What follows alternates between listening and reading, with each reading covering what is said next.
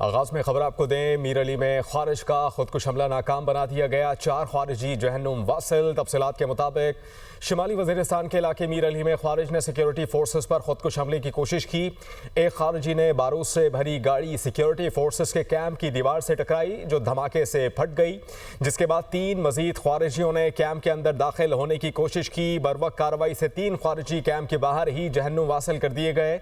Security ज़राए के मुताबिक सिर्फ पिछले 2 दिन में अफगान तालिबान के हिमायत याफ्ता 88 ख्वारिज जहन्नुम वासिल किए जा चुके और इंशाअल्लाह नेशनल एक्शन प्लान के तहत आखिरी ख्वारिजी के खात्मे तक अफवाज पाकिस्तान और कानून नाफिज करने वाले इदारे मुल्क के दिफा के लिए यूं ही डटे रहेंगे। वज़ीर दाखिला मोहसिन नकवी का मीर अली में खवारिजियों का हमला नाकाम बनाने पर सिक्योरिटी फोर्सेस को खराज तहसीन। मोहसिन नकवी ने 4 खवारिजियों को जहन्नुम वासिल करने पर सिक्योरिटी फोर्सेस की पेशेवराना सलाहियतों को सराहा। खवारिजियों के नापाक अज़ाइम को खाक में मिलाने वाले बहादुर सपूतों को सलाम कहा। सिक्योरिटी फोर्सेस ने बर वक्त कार्रवाई करके खवारिजियों को इबरतनाक अंजाम तक पहुँचाया। कौम को सिक्योरिटी फोर्सेस के दलेर सपूतों पर नाज है। नाज़रीन, पाक अफगान सीज़ फायर आज शाम 6 बजे ख़त्म होगा। दोहा में पाक अफगान हुक्काम के दरमियान आज अहम मुज़ाकरात मुतवक्के हैं। 15 अक्टूबर शाम 6 बजे से 48 घंटे के लिए अफगान तालिबान की दरख्वास्त पर सीज़ फायर किया गया था। 15 अक्टूबर तक अफगान तालिबान और फितनल ख्वारिज के 250 से ज़ायद दहशतगर्द हलाक हो चुके। वज़ीर आज़म पाकिस्तान शहबाज शरीफ ने कहा कि पाकिस्तान अपनी शराइत पर अफगानिस्तान के साथ बातचीत के लिए तैयार है। गेंद अब अफगान तालिबान के कोर्ट में है। लकी मरवत की अवाम का अफगान तालिबान और फितनल खवारिज के खिलाफ अफवाज पाकिस्तान के शाना बशाना लड़ने का अज़्म। लकी मरवत में हज़ारों अफराद अफगान तालिबान और दहशत गर्दों के खिलाफ बाहर निकल आए। मकामी अफराद का अफगान तालिबान और दहशत गर्दों के खिलाफ मुत्तहिद होकर लड़ने का वाज़ेह ऐलान। लकी मरवत में मकामी अमन कमेटी और मुशीरान की सरपरस्ती में रैली और जिरगे में हज़ारों अफराद ने शिरकत की। मुशीरान ने कहा, अपने इलाके में किसी भी दहशत गर्द को छुपने की जगह नहीं देंगे। वज़ीर आज़म शहबाज शरीफ की ज़ेर सदारत इजलास में 3 सूबों के वज़राए आला, वज़ीर आज़म, आज़ाद कश्मीर और गिलगित बल्तिस्तान शरीक। इजलास में अस्करी हुकाम और वफाकी काबीना के अरकान भी शरीक। इजलास में खैबर पख्तूनख्वा के वज़ीर आला की अदम शिरकत। वज़ीर आला खैबर पख्तूनख्वा सोहेल आफरीदी ने शिरकत से माजरत की। बात करने के लिए यासिर मलिक इस्लामाबाद से ज्वाइन कर रहे हैं। यासिर, एक तो ये बताइएगा कि सैलाब से मुताल्लिक क्या इकदाम करने की बात हुई है। दूसरा ये कि खैबर पख्तूनख्वा के जो नौमुंतखब वज़ीर आला हैं सोहेल आफरीदी, वो शिरकत क्यों नहीं कर रहे? सूबे की जो नुमाइंदगी है वो सेक्रेटरी क्यों कर रहे हैं? देखिए, वज़ीर आज़म शहबाज शरीफ की ज़ेर सदारत इजलास जो है वो आज सिर्फ अफगान रिफ्यूजीज जो है उनके हवाले से तलब किया गया है। ये इंतहाई अहम इजलास है जो आज वज़ीर आज़म शहबाज इस इजलास में तीनों सूबों के वज़राए आला जो है वो इसमें शरीक है, जबकि आला अस्करी व सिविल क़यादत जो है वो भी इसमें शरीक है। वज़ीर आज़म आज़ाद कश्मीर और गिलगित बल्तिस्तान के वज़ीर आला जो है वो उनको भी ख़ुसूसी तौर पर आज इस इजलास में बुलाया गया है। वफाकी काबीना के अरकान भी शरीक है, लेकिन इंतहाई अहमियत का हामिल है खैबर पख्तूनख्वा, जहाँ पर ये तमाम तर जो दहशत गर्दी है वो हो रही है इस वक्त, और अफगानिस्तान की जानिब से जो जारहियत की जा रही है वहाँ पर तालिबान की जानिब से खैबर पख्तूनख्वा में। तो आज वज़ीर आला खैबर पख्तूनख्वा को इस इजलास में गुज़िश्ता रोज वज़ीर आज़म शहबाज शरीफ ने न सिर्फ उनको मुबारकबाद दी थी वज़ीर आला मुंतखब होने पर, बल्कि इसके साथ साथ उनको दावत भी दी गई थी वज़ीर आज़म शहबाज शरीफ की जानिब से कि आज जो इजलास तलब किया गया है, क्योंकि ये अफगान रिफ्यूजीज के हवाले से है, इसी तरह जो मगरबी सरहद है जहाँ पर तालिबान की जानिब से जारहियत की जा रही है, तो खैबर पख्तूनख्वा का इसमें होना जो है वो बड़ा जरूरी है। मैं आपको दावत देता हूँ कि आप कल के इजलास में है, लेकिन वज़ीर आला खैबर पख्तूनख्वा जो है सोहेल आफरीदी, उन्होंने आज इस इजलास में शिरकत से माजरत कर लिया, जबकि जराए ये बताते हैं कि वज़ीर आला खैबर पख्तूनख्वा जो है सोहेल आफरीदी वो इस वक्त इस्लामाबाद में सीएम हाउस में मौजूद है, जो कि वज़ीर आला का जो है वहाँ पर मौजूद है। KPK हाउस जिसको कहा जाता है वहाँ पर मौजूद है, और इजलास में अफगान मुहाजिरीन की वापसी के अमल के ऊपर जो है वो गौर किया जाएगा, और इजलास में अफगान मुहाजिरीन के हवाले से आज अहम फैसले जो है वो किए जाएंगे।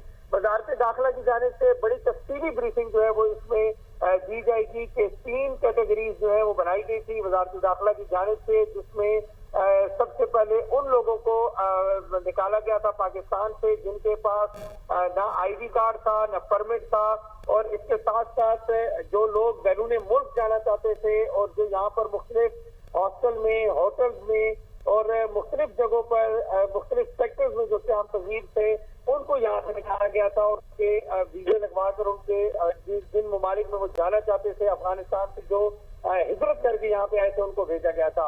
अब आज वजारत दाखिला की जानिब से बताया जाएगा कि जिन लोगों यानी पाक अफगान जो कशीदा सूरत हाल है उस पर बात हो रही है और इसके अलावा जो सैलाब से होने वाले नुकसानात हैं उससे मुतालिक बात हुई।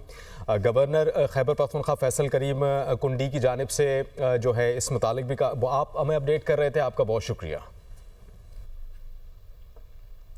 गवर्नर खैबर पख्तूनख्वा फैसल करीम कुंडी ने कहा है कि DI खान हमले में मुलव्वस एक लोकल था जबकि बाकी अफगानी थे। हमलावर बराह रास्त अफगानिस्तान से राब्ते में थे। हम बार बार कहते हैं भारत और इसराइल पाकिस्तान के खिलाफ अफगानिस्तान को इस्तेमाल कर रहे हैं। ये लोग इंडिया के कहने पर पाकिस्तान के खिलाफ आज इस्तेमाल हो रहे हैं। मेजॉरिटी जो लोग थे, एक सहूलतकार शायद हमारा लोकल था, DI खान का या पाकिस्तान का था, और बाकी सारे अफगानिस्तान से थे और अफगानिस्तान के साथ डायरेक्ट राब्ते में थे। तो जो हम बार बार कहते हैं कि क्रॉस दी बॉर्डर इंडिया और इसराइल जो है वो पाकिस्तान के ख़िलाफ़ इन्वेस्टमेंट कर रहा है, अफगानिस्तान की सरजमीन इस्तेमाल कर रहा है, इस वक्त जो है उनके जो है डेलीगेशन इंडिया में मौजूद होता है और अफगानिस्तान से हमारे ऊपर हमले होते हैं, तो एक साफ मैसेज है कि ये जो है नेक्सस जो है जॉइंट वेंचर आपस में इंडिया का, इसराइल का और अफगानिस्तान में जो दहशतगर्द तंजीमें हैं उनका आपस में है, जिसके ऊपर पाकिस्तान की फ़ौज ने बड़ा रिप्लाई भी किया और वहाँ पर उन्होंने पाकिस्तान की फ़ौज ने जो है वहाँ पे इंटेलिजेंस बेस ऑपरेशन भी किया और फिर अपने दोस्त ममालिक कहने पे हमें 48 घंटे का सीज़ फायर भी करना पड़ा। जो पाकिस्तान के आइन को नहीं मानते, जो पाकिस्तान के कानून को नहीं मानते और जो हमारी रियासत को नहीं मानते, तो उनके साथ तो मुज़ाकरात नहीं हो सकते। आगे बढ़ते आपको बताएं, सोने की कीमतों को पर लग गए। सोने की फी तोला कीमत में 14,100 रुपए का इजाफा हुआ है। 24 कैरेट फी तोला सोना 4,56,900 रुपए की बुलंद तरीन सतह पर पहुंच गया, जबकि 10 ग्राम सोने का भाव 3,91,718 रुपए हो गया है। इंटरनेशनल मार्केट में फी ऑन्स सोना $141 इजाफे से पहली बार $4,358 का हो गया।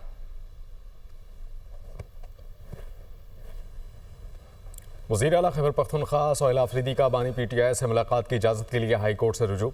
सूबे काबीना के मशावरत के लिए बानी PTI से रहनुमाई ज़रूरी है। दरख्वास्त में मौक़िफ़ अपनाया गया कि वज़ारत दाखिला और महकमा दाखिला पंजाब को मुलाकात के लिए पहले ही दरख्वास्त दी जा चुकी। बात करने के लिए रिजवान काजी इस्लामाबाद से हमें ज्वाइन करेंगे। रिजवान, इससे पहले सोहेल आफरीदी मुलाकात के लिए गए थे अडियाला जेल, क्या उन्हें मुलाकात करने नहीं दी गई और अभी इस दरख्वास्त में क्या मौक़िफ़ अपनाया गया है जो सोहेल आफरीदी ने जमा करवाई है?